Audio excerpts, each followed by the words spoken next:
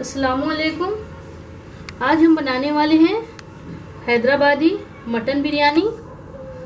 Hyderabadi mutton biryani बनाने के लिए मैंने यहाँ पे मटन लिया है 600 ग्राम और इसे मैंने अच्छी तरह से वॉश करके रखा है। सबसे पहले हम इस मटन को मैरिनेट करेंगे। मैरिनेट करके आधे घंटे के लिए रखेंगे। तो चलिए हम इसे मैरिनेट कर लेते हैं। पहले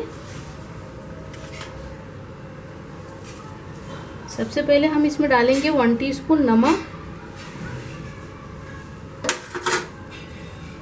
1 टीस्पून जीरा पाउडर, 1 टेबल स्पून लाल मिर्च पाउडर,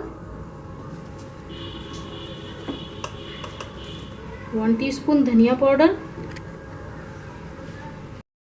हाफ टी स्पून काली मिर्च पाउडर, हाफ टी स्पून हल्दी पाउडर, गरम मसाला, होममेड गरम मसाला है ये। इसका वीडियो भी मेरे चैनल पे डाला हुआ है, आप देख सकते हैं। 1 teaspoon and half tea spoon, 1.5 teaspoon मैंने गरम मसाला डाला है। अब ये 200 ग्राम दही हम इसमें मिक्स कर देंगे।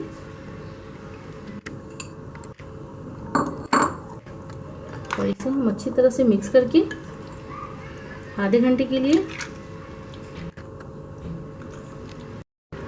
आप चाहे तो फ्रिज में भी रख सकते हैं, लेकिन मैं इसे रूम टेम्परेचर में ही रखने वाली हूँ। अच्छी तरह से हम इसे मिक्स कर देंगे।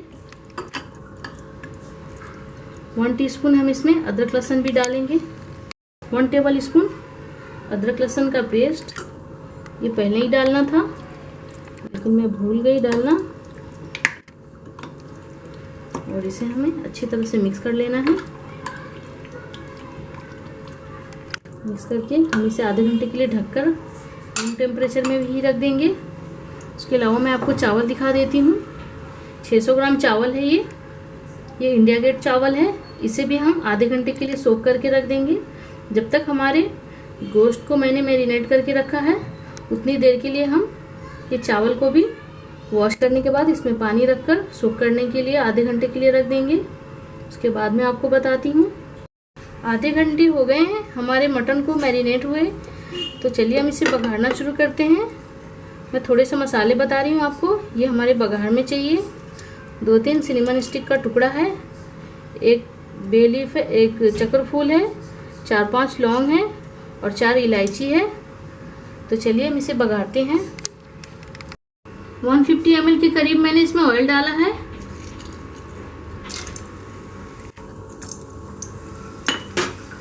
मसाले को हम डालकर 30 से 40 सेकंड रहने देंगे। उसके बाद हम ये प्याज, 2 मीडियम साइज के प्याज थे, तो मैंने फाइनली चॉप किया है। ज़्यादा बारीक भी नहीं है ये, ज़्यादा मोटे भी नहीं है।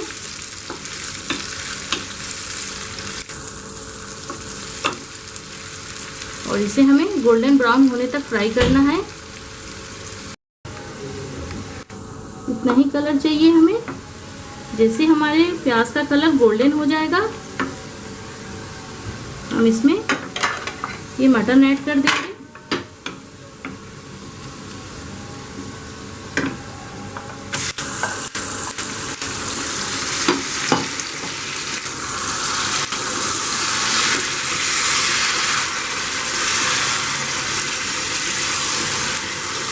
बहुत ही इजी तरीके से इसे बनाया जा सकता है और मैं अपने व्यूअर्स के लिए कोशिश करती हूँ कि बहुत ही इजी तरीके से, जितना ज़्यादा से ज़्यादा इजी हो सके मैं उन्हें डिशेस बताऊं, क्योंकि आजकल लोगों के पास उतना वक्त नहीं होता है।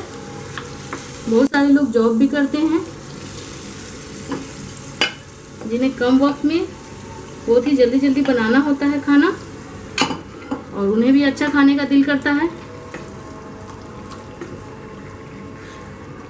अब हम इस मटन को ढककर सिर्फ इस प्याले को धो के हम थोड़ा सा पानी ऐड करेंगे। इसमें थोड़े से पानी मैंने इस प्याले को धोकर डाला है। इसके अलावा इसमें हमें कोई पानी ऐड नहीं करना है। इस दही के पानी से ही और ये मटन के जूसेस से ही ये पकेगा। हम इसे ढक देंगे और ढककर हम इसे 80% कुक करेंगे। इतना कुक करेंगे कि हमारा जो मटन है वो अच्छी तरह से टेंडर हो जाए। इसे 25 मिनट के लिए हम इसे मीडियम फ्लेम पे पकने देंगे। आप चाहे तो इसे कुकर में भी आप सीटी लगा सकते हैं, 2 से 3 सीटी, लेकिन मैं इसे इस कढ़ाई में ही पका रही हूँ। ये हमारे पास 3-4 हरी मिर्च है जो फ्रिज में पड़े पड़े लाल हो जाती है, इसे मैंने कट कर लिया है। ये ज़्यादा तीखी नहीं है, इसे भी हम इसमें डाल देंगे और इसे हम ढककर पकने देंगे 25 मिनट के लिए। जब तक हमारे गोश्त टेंडर हो रहे हैं तब तक हम अपने चावलों को बॉईल कर लेंगे। चावलों को बॉईल करने के लिए मैंने थोड़े से मसाले लिए हैं। 2 तेज़पत्ता है, 2 दालचीनी का टुकड़ा है, 3 लौंग है, 1 हरी वाली इलायची है, थोड़ा सा साजीरा है, 2 ये जावित्री है, जावित्री का फूल, 1 बड़ी इलायची है। इस तरह से मुंह दबाकर आप इलायची के मुंह खोल लें ताकि इसकी खुशबू ज़्यादा से ज़्यादा मिले हमें। थोड़ा सा यहाँ पर मैंने ज़ाफ़रान लिया है, इसे मैंने दूध में भिगा कर रखा है। 2 मीडियम साइज़ के प्याज थे, उसे मैंने इस तरह से फ्राई कर लिया है और इसका वीडियो भी आप देख सकते हैं। इसका वीडियो मेरे चैनल पे डला हुआ है कैरामलाइज्ड ऑनियन के नाम पे, तो आप वहाँ से मेरी ये वीडियो देखकर आप इस तरह से प्याज फ्राई कर कर रख ही दें ताकि आपको कभी भी खाना बनाने में बहुत ही आसानी होगा। तो आप 3-4 दफ़ा का एक बार कर कर रख दें। आप 1 महीने तक आराम से इसे यूज़ कर सकते हैं, लेकिन आप इसे फ्रीज में ना रखें।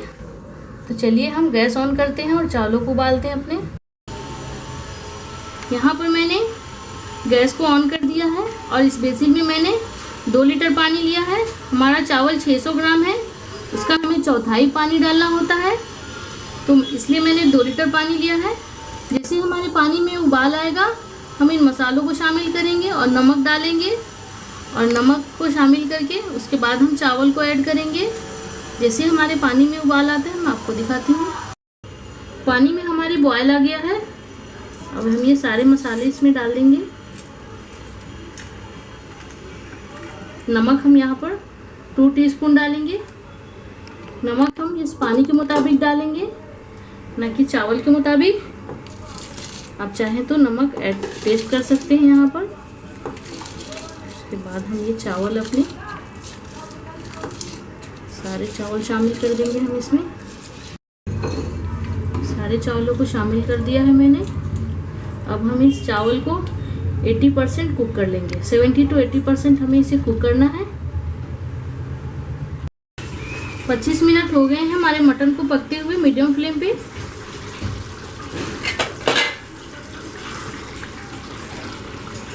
बीच में मैंने एक बार इसे चेक भी किया था। अब हम एक बोटी निकालकर इस तरह से इस पानी में हम डालेंगे बोटी को और हम चेक करेंगे कि हमारा मटन कितना पका है। तो देखिए ये दब रहा है, इसका मतलब हमारा मटन कुक हो चुका है। हम गैस का फ्लेम बंद कर देंगे। जो बची कुची कसर है वो हमारे चावलों के साथ दम लगते हुए पूरा सही हो जाएगा। ये जितना हमें पका हुआ चाहिए। तो गैस का फ्लेम हम बंद कर देंगे। अब यहाँ पर मैं 1 लेमन का जूस इसमें ऐड करूँगी। चावल भी हमारे पक चुके हैं, तो चलिए हम इसमें लेयर लगाना चलते हैं।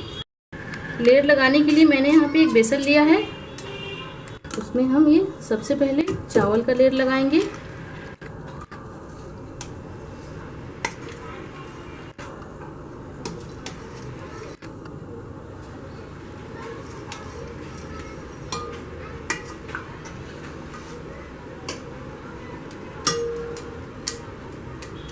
इस पत्ते को आप चाहे तो हटा भी सकते हैं।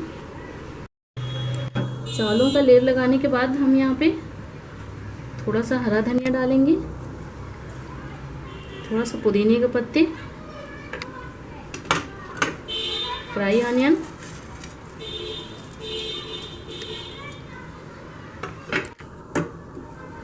उसके बाद हम ये गोश्त के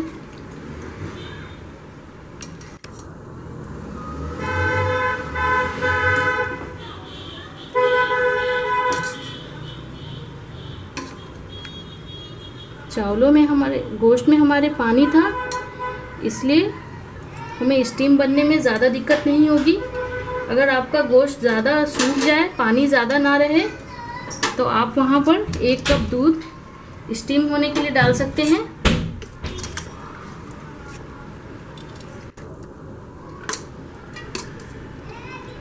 दूसरी लेयर भी हमने चावलों की लगा दी है। फिर हम हरा धनिया डालेंगे, पुदीने के पत्ते, फ्राई ऑनियन। ये हमारे बिरयानी में बहुत ही स्वीट टेस्ट देगा। और यहाँ पर मैं ज़ाफ़रान वाले कलर ऐड करूँगी। थोड़े से हम बचा लेंगे, जो लास्ट लेयर में हम यूज़ करेंगे। थोड़ा सा ऑरेंज कलर लिया है मैंने, ताकि हमारे बिरयानी का कलर और ज़्यादा अच्छा हो।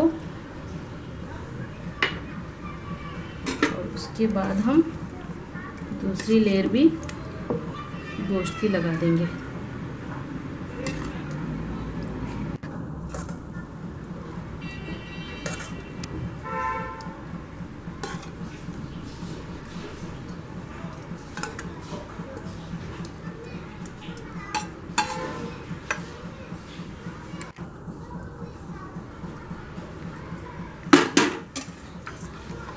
थोड़े से चावल बचे हुए हमारे, इसकी भी हम लेयर लगा देंगे।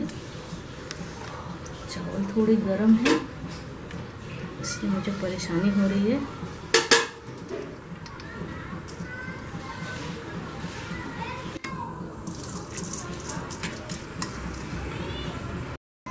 लास्ट लेयर हमने चावल की लगा दी। थोड़े से हरा पुदीना हमारा बच चुका है, ये भी हम डाल देंगे। हरा धनिया,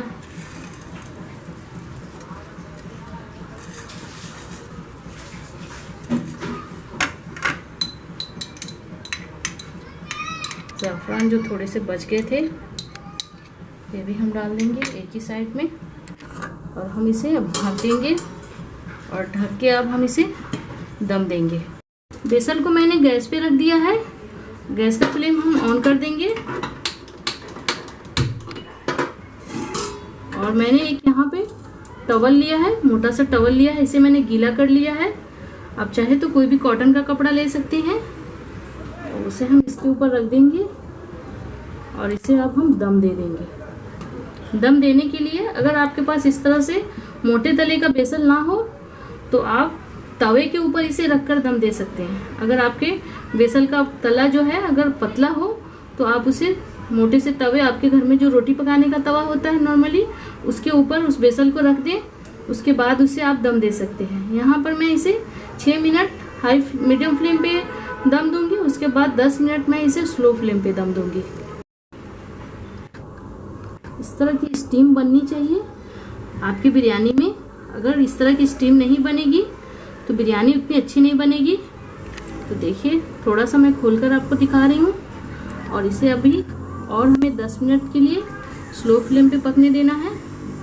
6 मिनट ही हुए थे, मैं सिर्फ आपको स्टीम दिखाने के लिए थोड़ा सा ओपन करके दिखाई हूँ। टोटल 15 मिनट इसे पकाया है मैंने, 15 से 16 मिनट। उसके बाद मैंने गैस को बंद कर दिया था। उसके 10 मिनट के बाद में इसे ओपन कर रही हूँ। इसे इसके स्टीम में छोड़ दिया था मैंने। सबसे पहले हम अपने बिरयानी को इस तरह से उठाकर चेक करेंगे कि कहीं नीचे तले में पानी वगैरह तो नहीं है। एकदम परफेक्ट पका है हमारा बिरयानी। तो चलिए मैं डिश आउट करती हूँ और आपको दिखाती हूँ।